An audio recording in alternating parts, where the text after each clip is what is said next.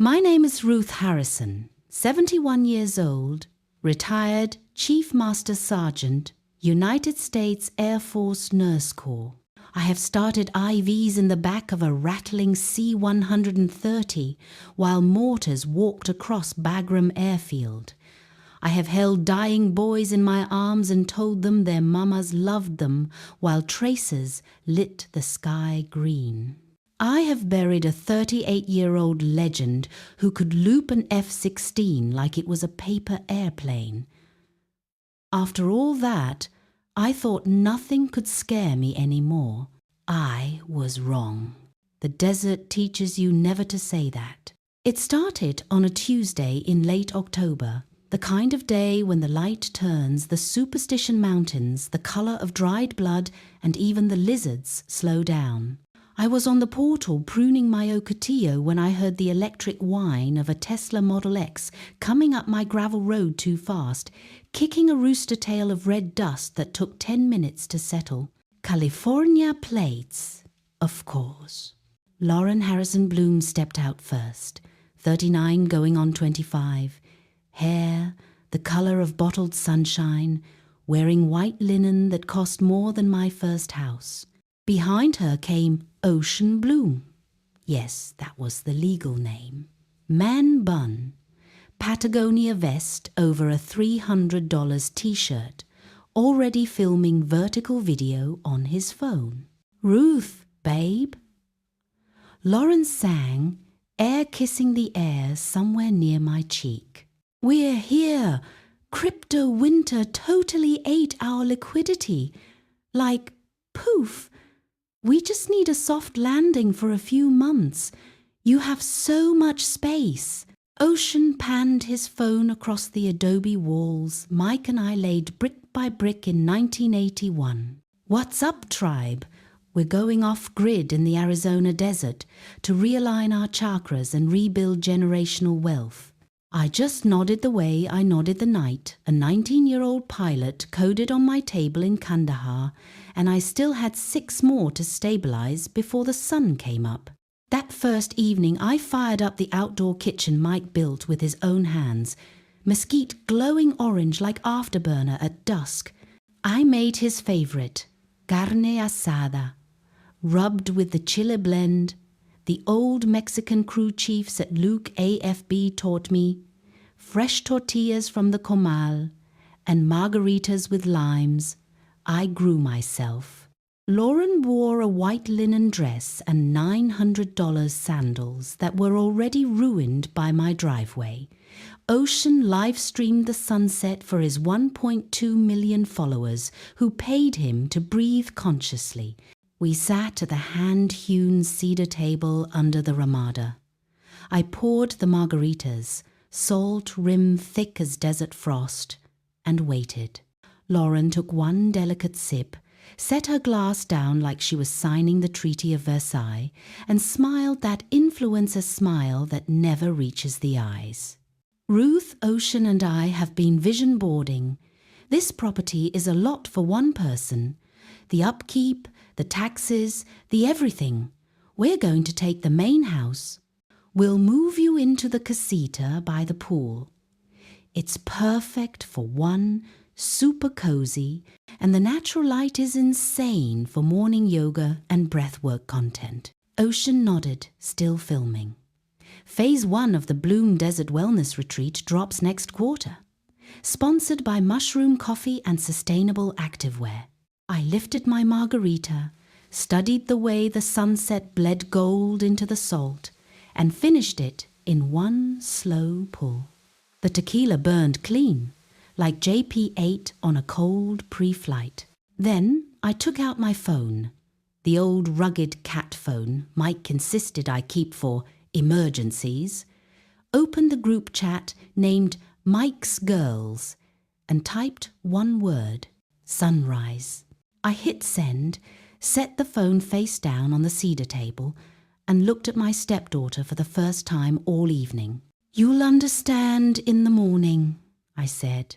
Lauren laughed, that fake laugh that sounds like wind chimes in a hurricane. Okay, cryptic queen. They went to bed in my bedroom. Mike's and my bedroom, the one with the Viggers we hauled down from Flagstaff, in the back of a '76 Ford pickup, laughing about how Grandma's little house was going to make them millionaires again. I slept in the casita that night just to keep the peace. The bed still smelled like Mike's flight jacket and the cedar he smoked his brisket with. I lay awake listening to the coyotes and the wind and the sound of my own heart, remembering how to be angry. At 4:57, the desert woke up. First came the sound, low thunder rolling across the valley, then the dust clouds on the horizon lit red by the coming sun. 6 jeeps in perfect military formation, tops down, American flags snapping, tires eating gravel like they were born to it. Leading the convoy was Colonel Denise D. Washington, my old squadron commander from Ballard, now a federal judge in Phoenix. Silver braids, tight as ever, mirrored aviators catching the first light. Behind her, Captain Isabella Rodriguez, former JAG, now Pima County prosecutor, Master Sergeant Tiny Tedesco, retired crew chief, 300 pounds of gentle muscle turned real estate attorney, Dr. Mary Begay, Navajo flight surgeon and tribal elder, Lieutenant Colonel Sarah Kim, now Deputy State Attorney General, and half a dozen more of Mike's girls who promised the day we buried him that they would always have my 6. They rolled up my driveway like the wrath of God wearing Oakleys.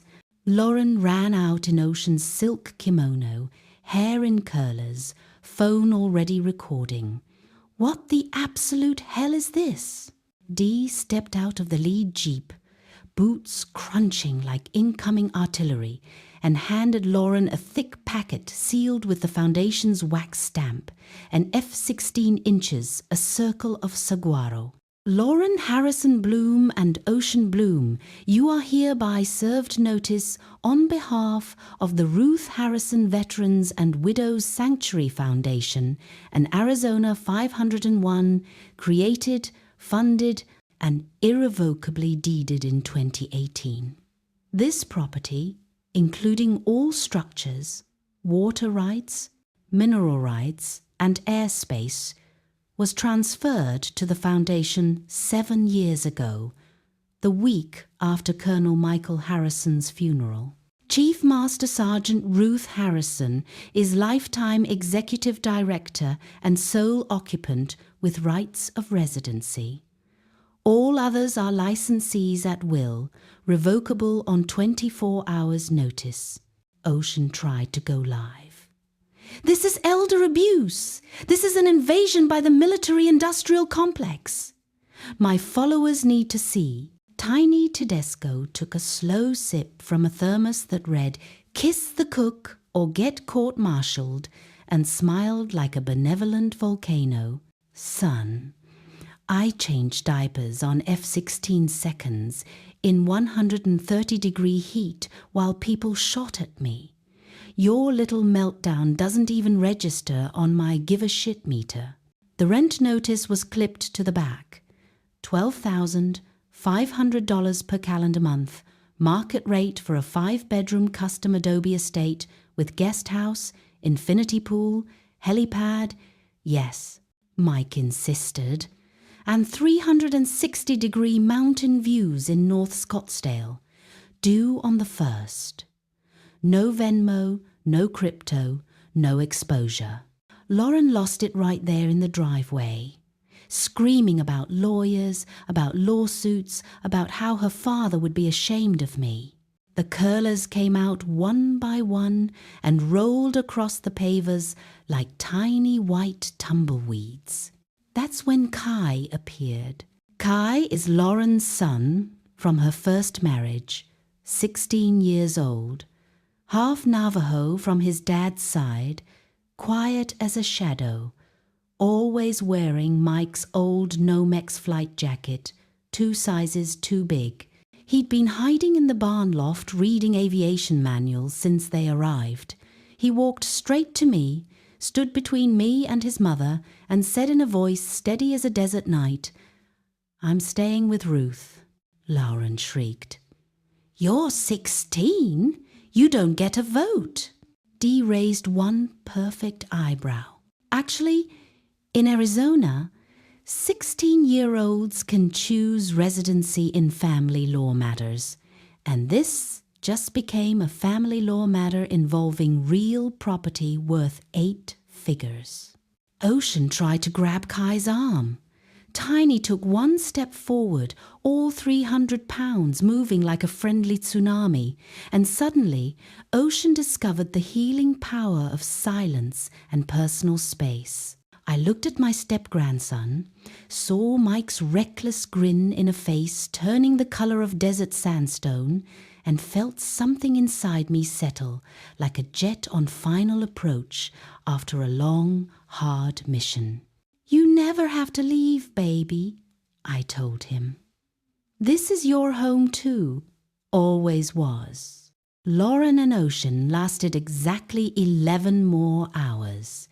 They packed the Tesla so full the suspension groaned like a C5 on takeoff. Lauren went live one last time from the driveway, mascara rivers down her cheeks, screaming about toxic patriarchy and stolen inheritance, while 80-year-old Mary Begay rocked calmly on my patio chair, sipping coffee from a mug that read "World's Okayest Pilot," giving the camera a slow, regal wave that instantly became an Arizona Reddit legend. The top comment, with 42,000 upvotes and Reddit gold for days, simply read, "That's a war chief, ma'am. Respect your elders." The video hit 28 million views before it was removed for doxing a tribal elder. The meme of Mary's wave is still the banner of boomers being fools. Lauren served me papers from California 3 weeks later claiming undue influence, elder abuse, and intentional infliction of emotional distress. Dee countersued for frivolous litigation, defamation, and trespass. The California judge threw it out in 12 minutes and awarded the foundation $47,500 in sanctions, which I immediately used to install solar panels and a new well pump. Kai never left. The casita by the pool, the one they wanted to banish me to, is his now. He painted the door the same turquoise as an F-16 cockpit instrument and hung Mike's old helmet on the wall like a shrine.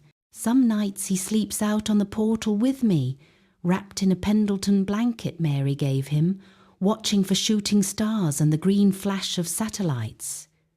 We don't talk much. We don't need to.